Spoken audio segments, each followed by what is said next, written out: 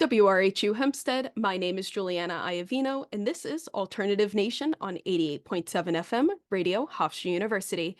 Today, I am joined by Daisy Grenade. The band has two EPs out currently and a bunch of singles, with their most recent release being Liquor and Kerosene, featuring the main. Thank you both so much for joining me today, and before we get started, I'd like to give each of you a chance to introduce yourselves to our listeners. Sweet. My name is Keaton, and I'm one half of Daisy Grenade. And I'm Dani, and I'm the other half. Thank you so much. Now, kind of to start us off, a lot of descriptions of your music online says pop punk, punk rock, and a ton more, but how would you describe your overall genre and vibe of your music? I think it's difficult because I think a lot of genres are like bleeding into each other these days, and I feel like it's kind of difficult to categorize, all of our music as one thing, because I feel like we span sort of a lot of genres. But something that I heard recently that we really liked was we make heavy pop music. We make like pop, melodies and pop production mixed with some like heavy guitars. Yeah. I like that. Thank Yeah. you.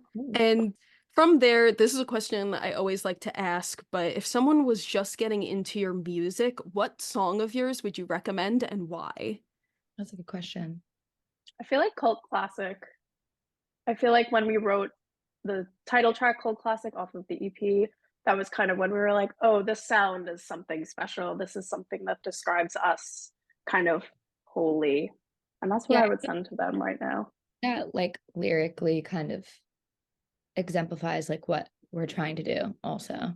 Sort of abstract, like sort of weird, really weird. But yeah, I think I would say the same thing. It's a good answer. Thank you. And is there a certain band as well or artist that you kind of take influence from or that you think you're pretty similar to, or do you think that this is just so different and unique out there? I would love to say that I think it's like the most unique thing in the world, but I always say like I think a lot of people liken us to like some 90s like more grunge bands. My dad thinks that we're a lot like Veruca Salt, which I think is a huge compliment. So I think that's one. Thanks, Clay. Thanks, Clay. Shout out, Clay. I love that. Thank you. Now, as mentioned before, you guys just released a song, and then you also had recently your cover of King for a Day that was released just a couple of months ago. So, do you have any other releases planned for the near future that we should keep an eye out for? Of course. We have Can't say what or when. Yeah. But we're sitting on a lot of unreleased stuff, and we've been working on a lot of new music and are putting together a plan for future releases. That's awesome. Thank you. And stemming off of that a little bit, so you guys are under DCD2 Records, and it's been mentioned before that a big influence and mentor of yours is Pete Wentz. And so, how is that mentorship and being under that label with a history of huge pop punk icons had an effect both musically and then just on the band in general?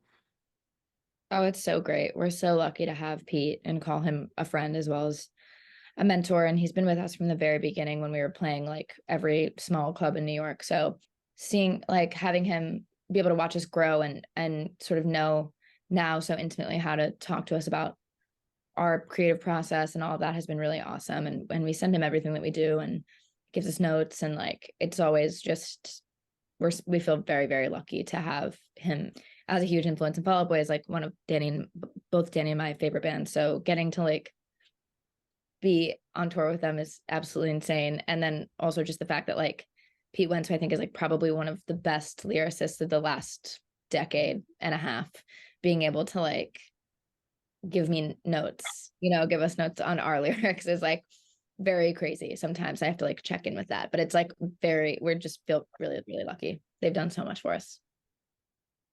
That's awesome. Yeah, and I'm a huge Fall Out Boy fan, and that's part of how I heard of you guys, but also like said Summerfest, you guys were touring with water parks and stuff, the Maine you guys were touring with. So Very exciting, very awesome. Now, coming from that though, kind of switching over to some of those upcoming shows. So you had those tours recently. In addition, though, you have a ton of festival appearances coming up soon. But looking first at the touring though, how has that experience been, opening up in intimate theaters to huge stadiums, and so many of those shows, if not almost all of those shows, were like sold out. Yeah. I think we pride ourselves on giving the best performance possible, regardless of the size of the crowd or the size of the space that we're in.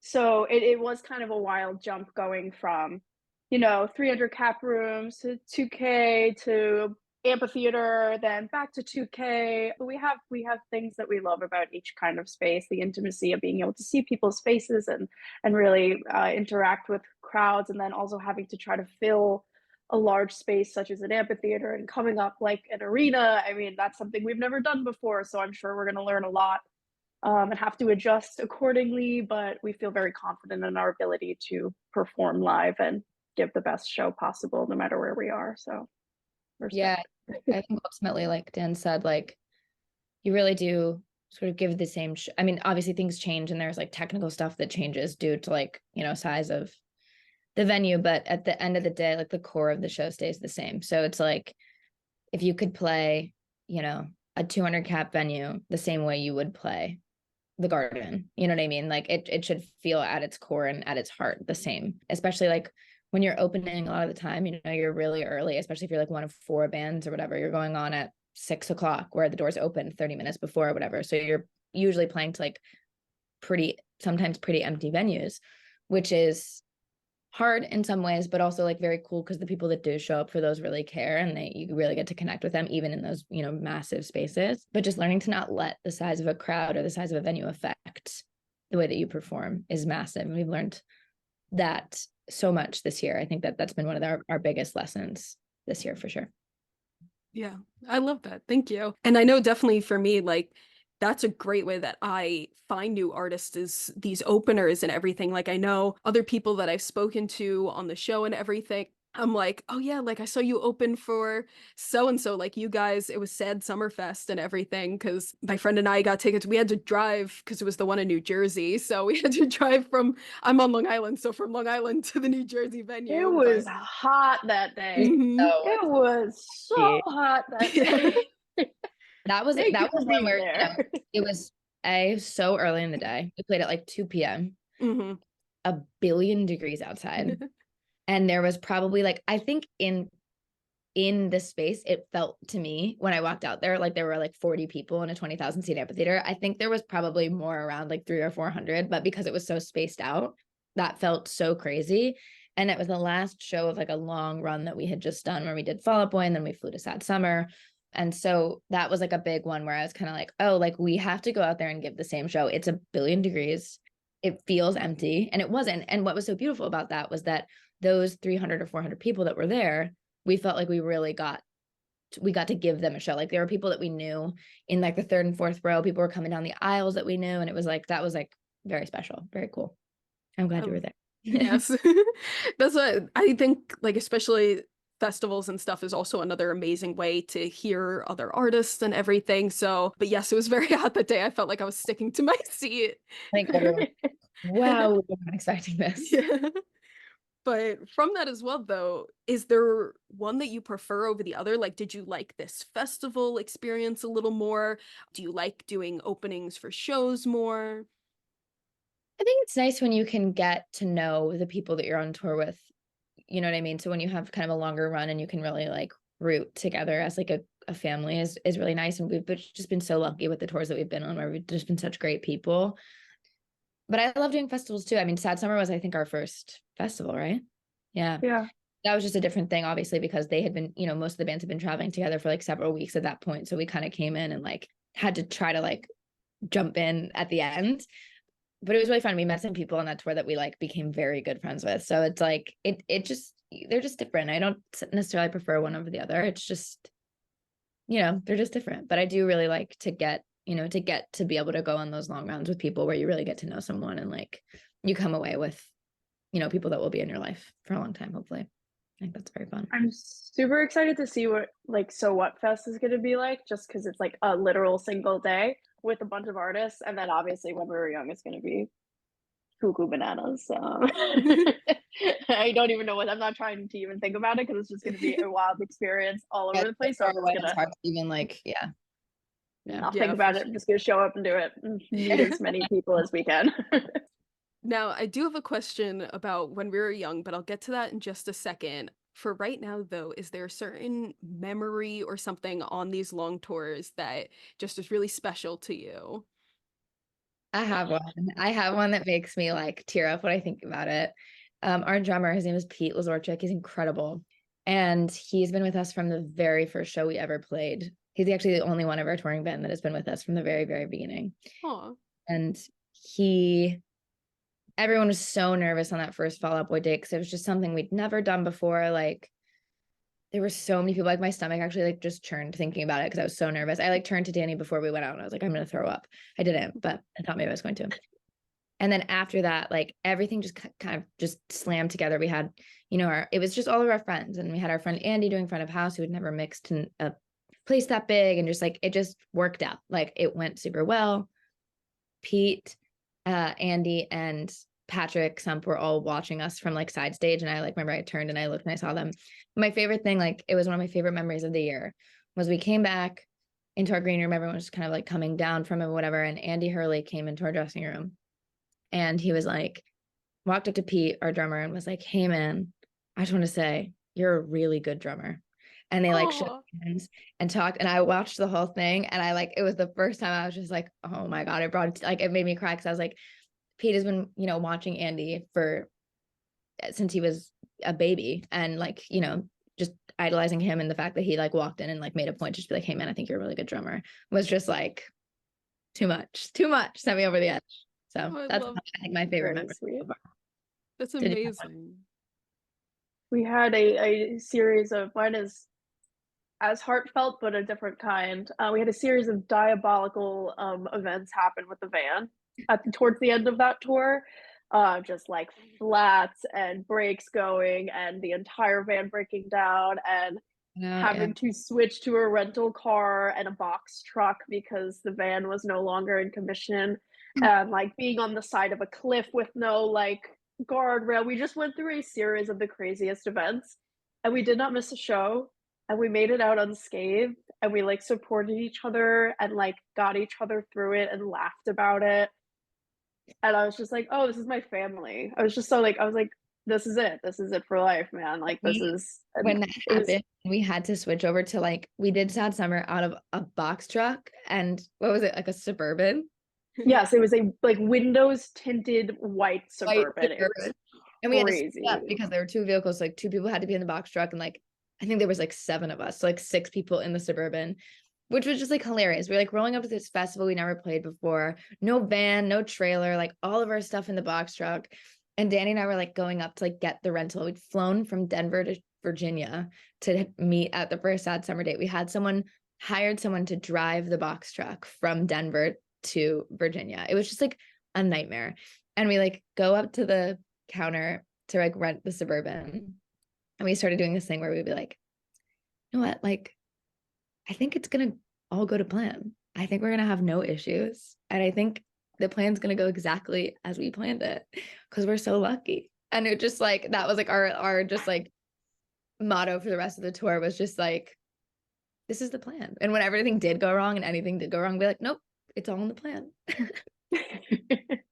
I But love it. shout out to our managers, Yvonne and Anna, because they really made sure that we were not late and did not miss a show and kept us alive during that entire thing. So That's amazing though. But thank you guys so much for sharing. I absolutely love that. I wish I could see you guys during this Fall Out Boy tour. It's mostly nothing wrong with the other artists. I absolutely am super excited to see them, but I wish I didn't get to see you guys on the last Fall Out Boy one either, sadly. But all still amazing artists, and hopefully I will see you guys again soon. yay.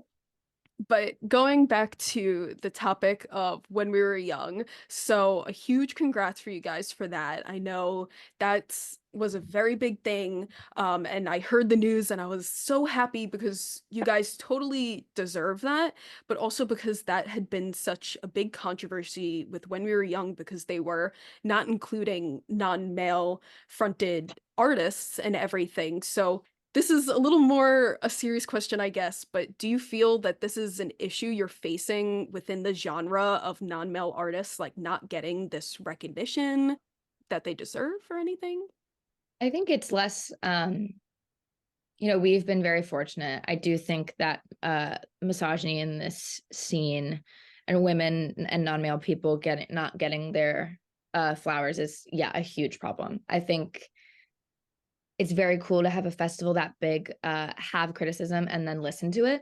I think that that's rare. And I think that it's really cool that they did that, that they heard what people were saying and they tried to correct it, which I think is also, like I said, it's rare. So, we experience our own stuff all the time in like very micro ways.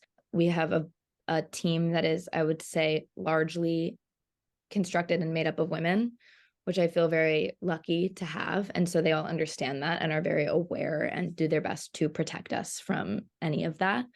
But I think on the whole, it is a massive, massive issue that I think maybe because we've made strides in the past in it, people think that it's fixed.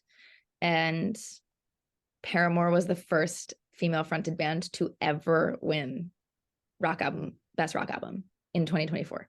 And so if that is not a glaring example of the misogyny problem, and I know that Spirit Box is the only the second female fronted band to ever be nominated in the metal categories, which is insane because they're amazing. So many amazing female fronted and non-male bands in the scene now. And even in the past, do people like to say that use that as an excuse, but that's just not true. Like there are so many bands that I think don't get their flowers. And I think that, we're doing our best to change that and try to bring up smaller bands as well. And I think that there's a big push for it. And there's so many great bands around right now that are of the same mind. So, yeah. Thank you. And again, I'm super glad to hear that, you guys are kind of being that voice to have that change. And I completely agree. Like, it's great that when we were young was able to listen to everyone and have so many more like female fronted, non-man fronted artists in there. Now, do you think that there's anything fans can contribute to kind of help artists get a voice or attitudes that you think need to be changed? Just listen to women, listen to our music, listen to our experiences and believe them is really the biggest thing, I think. Yeah. But when I say like fans, just listen to female artists or non-men artists. There are so many good ones. And my favorite thing, I think this is so funny. Do you know Devin Papadol from Honey Revenge? I've heard of, but yeah. They're an amazing, amazing female-fronted band. Mhm. She said something that I've been saying forever, which is that when someone compares us or Honey Revenge even to Paramore, it just tells me immediately that they don't listen to female artists. Because I'm like, neither of us, we love Paramore. We absolutely love and do take inspiration from Haley and what they have done in the scene. But I'm like, the fans can give a voice by giving female and non-male fronted bands streams. You can listen and you can, amplify those voices, I think is the biggest thing. Yeah. Yeah, thank you. Definitely. There is like, again, you said there's so many and it's like people aren't listening to them. Like even just from artists that were added to when we were young with you guys, like Hey Monday, Millionaires, like all of them, so many more. And it was crazy that they weren't like a first thought, like especially Hey Monday, Homecoming, like that's like one of the first things you think of, like emo classic and stuff. But definitely, I know your fans, especially I've seen on Twitter and stuff, and definitely campaigning for a lot of this, sharing those statistics about the Grammys and how crazy it is. even other artists, like I know who's it, Olivia Rodrigo, like all of her openers are all female fronted or like solely female artists to be able to give that voice. So hopefully a lot more changes in that area. But I'm so glad that you guys are here and making your voice and making your like selves present to also give awareness to that. I think we do what we can now, and then we just look forward to the day that we have more sway, we have more pull, and we are doing headliners, and we can bring out those bands, and we can amplify those voices even more and give opportunities to those voices even more. So we'll do what we can now, and we'll continue to do it throughout. Thank you. Again, I know that was a little heavy, so we're almost out of time. I'll switch it up, make it a little more fun. So for all my shows I have a bunch of random questions here. So I'll pick out one for each of you guys and to That's answer so fun. Yeah. So who wants to start? I'll start. go. Go. Oh, We'll have Wait. Daddy go first. I'm going. Okay, here we are. I'm scared. Here we go. Okay, if you could be on a reality TV show, which one would you choose and why?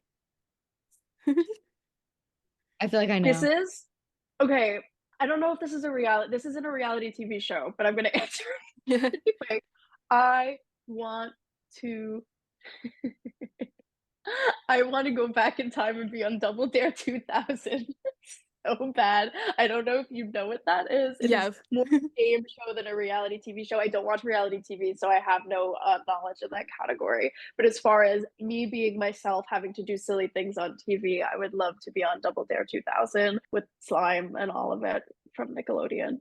And that's something that an answer I keep in my back pocket, as you can tell. No, I love that. That's an amazing answer. I remember when they brought Double Dare back for a little bit too.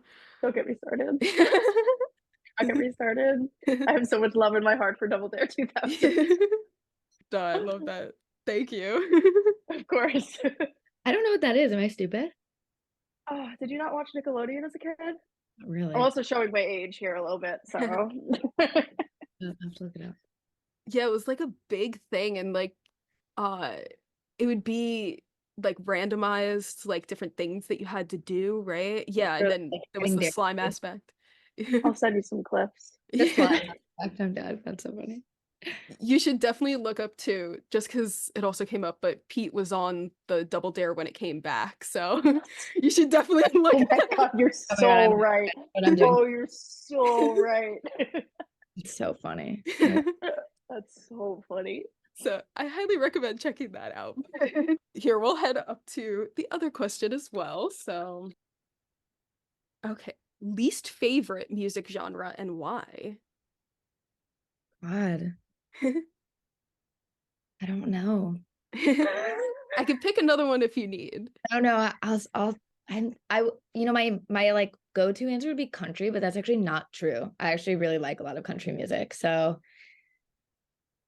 I have to say, like, it's not I guess it would be considered my least favorite. I don't really get EDM. Like, it's never like something that I would go to. I don't like hate it. Like, if it comes on, I'm not like, this sucks, but it's never something that I've like felt a personal draw to.